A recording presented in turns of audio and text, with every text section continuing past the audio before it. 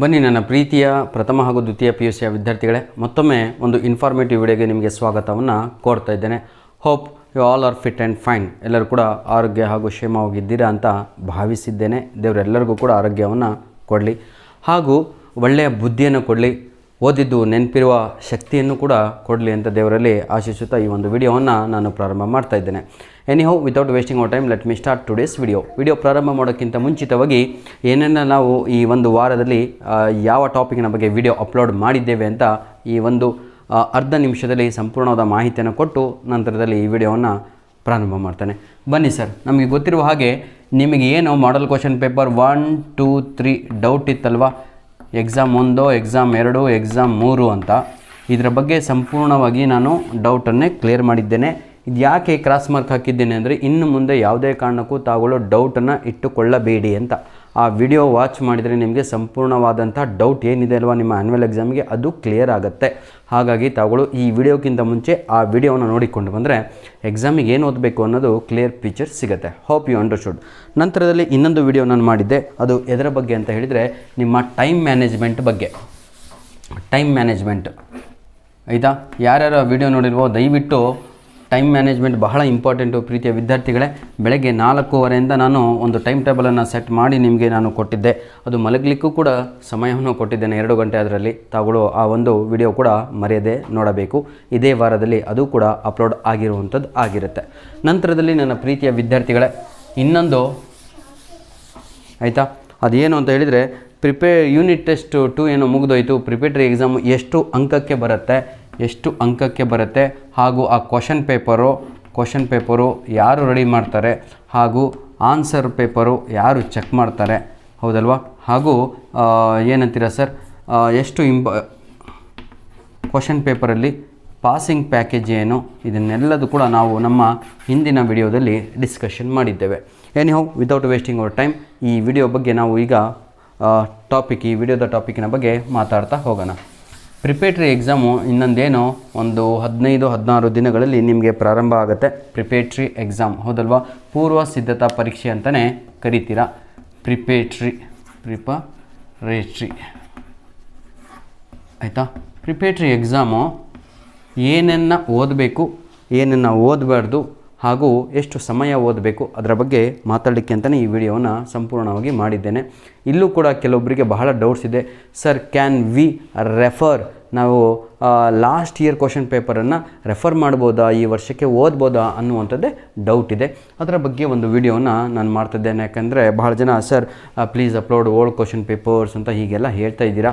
ನಾನು ನನ್ನ ಒಂದು ಅನುಭವವನ್ನು ನಿಮ್ಗೆ ಹೇಳ್ತಾ ಇದ್ದೀನಿ ಪ್ರೀತಿಯ ವಿದ್ಯಾರ್ಥಿಗಳೇ. ಮೊದಲು ತಾವುಗಳು ಪ್ರಿಪೇಟರಿ ಎಕ್ಸಾಮಿಗೆ ಪ್ರಿಪೇರ್ ಆಗುವಂಥದ್ದನ್ನು ಮತ್ತೆ ನಾನು ನಿಮ್ಗೆ ಹೇಳ್ತಾ ಇದ್ದೇನೆ, ಆಯಿತಾ? ಮಾಡಲ್ question paper 1, model question paper ಯಾವುದು 2, ಮಾಡಲ್ ಕ್ವಶನ್ ಪೇಪರ್ 3. ಫಸ್ಟು ಪ್ರಿಫರೆನ್ಸು ಈ ಮಾಡಲ್ ಕ್ವಶನ್ ಪೇಪರಿಗೆ ಕೊಡಿ. ಈಗಾಗಲೇ ನಾನು ನನ್ನ ಒಂದು ಯೂಟ್ಯೂಬ್ ಚಾನಲ್ನಲ್ಲಿ ಈ ಎಲ್ಲ ಮಾಡಲ್ ಕ್ವಶನ್ ಪೇಪರ್ಗಳಿಗೆ ಸ್ವಲ್ಪ ಹೋಗ್ಬೇಕು ಸರ್, ಸುಮಾರು ಒಂದು 200 ವಿಡಿಯೋ ಕೆಳಗಡೆ ಹೋದರೆ ಈ ಎಲ್ಲ ಮಾಡಲ್ question paper with key answer ನಿಮಗೆ ಸಿಗುತ್ತೆ. ಮ್ಯಾಥಮೆಟಿಕ್ಸ್ ಆಗಿರ್ಬೋದು, ಇಂಗ್ಲೀಷ್ ಆಗಿರ್ಬೋದು. ಇಂಗ್ಲೀಷೇ ಅಲ್ವಾ ಬೇಕಾಗಿರೋದು ನಿಮಗೆ. ಇಂಗ್ಲೀಷ್ ಅಂತೂ 3 ರಿಲೀಸ್ ಆಗಿದ್ದ ದಿನ ನಾನು ಅಪ್ಲೋಡನ್ನು ಮಾಡಿ ಕೊಟ್ಟಿದ್ದೇನೆ ವಿತ್ ಕೀ ಆನ್ಸರ್, ಆಯಿತಾ? ಎನಿಹೌ, ಈ ಮಾಡಲ್ ಕ್ವಶನ್ ಪೇಪರನ್ನು ಮೊದಲು ರೆಡಿಯಾಗಿ ಯಾವುದೇ ಸಬ್ಜೆಕ್ಟ್ ಆಗಿರ್ಬೋದು ಪ್ರಿಪೇಟರಿ ಎಕ್ಸಾಮ್ ಬರೆಯುವವರು ವಿದ್ಯಾರ್ಥಿಗಳೇ, ನಿಮ್ಮ ಮಾಡಲ್ 1, ಮಾಡಲ್ 2, ಮಾಡಲ್ 3 ಕ್ವಶನ್ ಪೇಪರನ್ನು ರೆಡಿಯಾಗಿ ನಂತರದಲ್ಲಿ ನೋಡಿ ಇದಿಷ್ಟು ಪರ್ಫೆಕ್ಟ್ ಆದ ಮೇಲೆ ನಾನು ನಿಮಗೆ ಅಪ್ಲೋಡ್ ಮಾಡಿ ಕೊಡುವಂತಹ ಲಾಸ್ಟ್ ಇಯರ್ ಅಂದರೆ ಲಾಸ್ಟ್ ಇಯರ್ 2024 ಆಯಿತಾ, 2023 ಈ ಇಯರಿನ 3 ಕ್ವಶನ್ ಪೇಪರ್ಸ್ಗಳನ್ನು ಅಪ್ಲೋಡ್ ಮಾಡಿ ಕೊಡ್ತೇನೆ. ಬಹಳ ಇಂಪಾರ್ಟೆಂಟು, ಆಯಿತಾ? ಇಂತಹ ಪ್ರಶ್ನೆ ಪತ್ರಿಕೆಗಳನ್ನು ನಾನು ನಿಮ್ಗೆ ಅಪ್ಲೋಡ್ ಮಾಡಿ ಕೊಡ್ತೇನೆ ಸರ್. ತಾವುಗಳು ಆ ಎಲ್ಲ ಕ್ವಶನ್ ಪೇಪರನ್ನು ರೆಫರ್ ಮಾಡಿ. Hope you understood. ಬಹಳ ಕೊರೆಯುವುದರಲ್ಲಿ ಏನೂ ಉಪಯೋಗವಿಲ್ಲ. ನೀವೆಲ್ಲ ಮೆಚ್ಯೂರ್ ಆಗಿದ್ದೀರಾ ಪ್ರೀತಿಯ ಮಕ್ಕಳೇ. ನನ್ನ ಮಾತು ಇಷ್ಟೇ, ಈ ವಿಡಿಯೋ ಮಾಡಿರುವಂಥ ಉದ್ದೇಶ ಇಷ್ಟೇ, ಪ್ರಿಪೇಟರಿ ಎಕ್ಸಾಮ್ಗೆ ಏನು ಓದಬೇಕು ತಾವುಗಳು ಅಂತ. ನಾನು ನಿಮ್ಗೆ ಹೇಳಿ, ಪ್ರಿಪೇಟರಿ ಎಕ್ಸಾಮಿಗೆ ಫುಲ್ ಸಿಲೆಬಸ್ ಇರುತ್ತೆ. ಪ್ರಿಪೇಟರಿ ಎಕ್ಸಾಮಲ್ಲಿ ತಾವುಗಳು ಮಾಡಲ್ ಕ್ವಶನ್ ಪೇಪರ್ 1, 2, 3 ಪ್ರತಿಯೊಂದು ಕೂಡ ಓದಬೇಕು.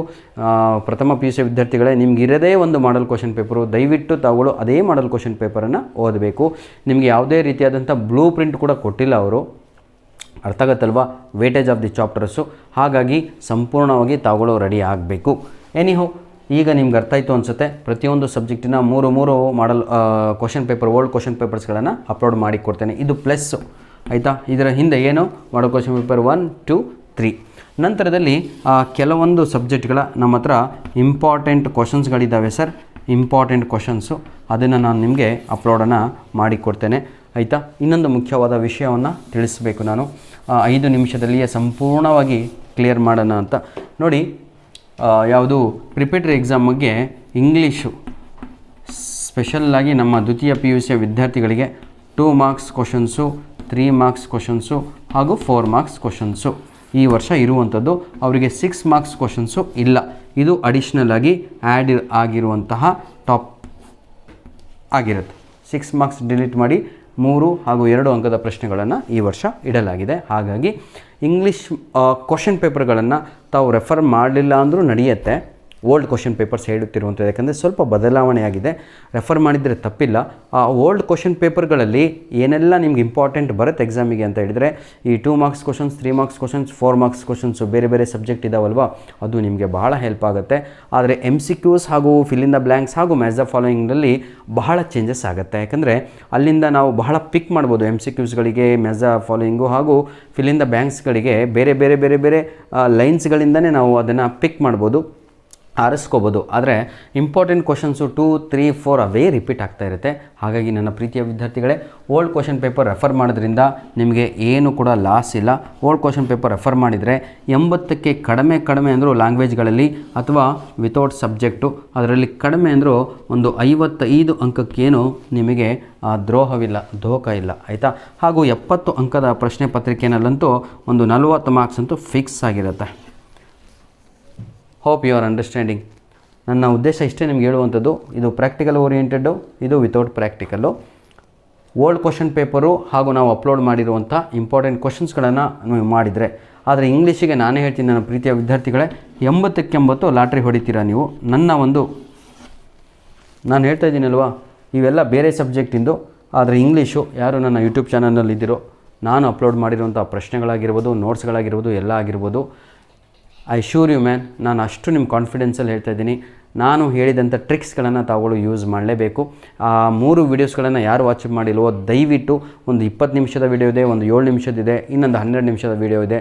ಆ 3 ವೀಡಿಯೋಸ್ಗಳನ್ನು ನೋಡ್ಕೊಂಡು ನಂತರದಲ್ಲಿ ಈ ವಿಡಿಯೋ ನೋಡಿದರೆ ನಿಮಗೆ ಒಂದು ಸೀರಿಯಲ್ ವೈಸು ಏನು ಮಾಡಬೇಕು ಅನ್ನೋದು ಒಂದು ಮೈಂಡ್ಸೆಟ್ ಆಗುತ್ತೆ. ಹಾಗಾಗಿ ನನ್ನ ಪ್ರೀತಿಯ ವಿದ್ಯಾರ್ಥಿಗಳೇ, all the best for your preparatory exam ಅಂತ ಹೇಳ್ತಾ ವಿಡಿಯೋನ ಇಲ್ಲಿಗೆ ಮುಗಿಸ್ತಾ ಇದ್ದೇನೆ.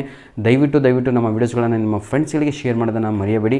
ಜೊತೆಗೆ ಒಂದು ಲೈಕು ನೋಡಿ. ಈಗಾಗಲೇ ಇವತ್ತು ಒಂದು ವಿಡಿಯೋ ಅಪ್ಲೋಡನ್ನು ಮಾಡಿದ್ವಿ ಆಯಿತಾ. ಒಂದು 200-300 ಜನ ಗಂಟೆಗೆ ನೋಡ್ತಾ ಇದ್ದೀರಾ, ಆದರೆ ಲೈಕ್ಸ್ ಬರ್ತಾ ಇರೋದು ಒಂದು 50, ಅಂದರೆ ಅದರ ಕಾಲು ಭಾಗ. ಅದಾದರೂ ಕಾಲು ಭಾಗ ಇದೆ. ಕಮೆಂಟ್ಸ್ ಅಂತೂ ಬಿಡಿ 10%. ಯಾಕೆ ಹೀಗೆ ಮಾಡ್ತಾ ಇದ್ದೀರಾ ಅಂತ ಗೊತ್ತಾಗ್ತಿಲ್ಲ. ವಿ ಆರ್ ನಾಟ್ ಡಿಮ್ಯಾಂಡಿಂಗ್, ನಿಮಗೇನು ನಾವು ಡಿಮ್ಯಾಂಡ್ ಮಾಡ್ತಾ ಇಲ್ಲ, ಬರೀ ಮೆಂಬರ್ಸಿಗೆ ಅಂತ ಇರ್ತಾ ಇಲ್ಲ. We are giving everything freely. I request you, ಒಳ್ಳೆಯವರಾಗ್ರಪ್ಪ, ಅದರಿಂದ ಮತ್ತೇನು ಹೇಳೋ ಅವಶ್ಯಕತೆ ಇಲ್ಲ. ಧನ್ಯವಾದಗಳು. All the best. ಚೆನ್ನಾಗಿ ಓದಿ, ಚೆನ್ನಾಗಿ ಬರೀರಿ.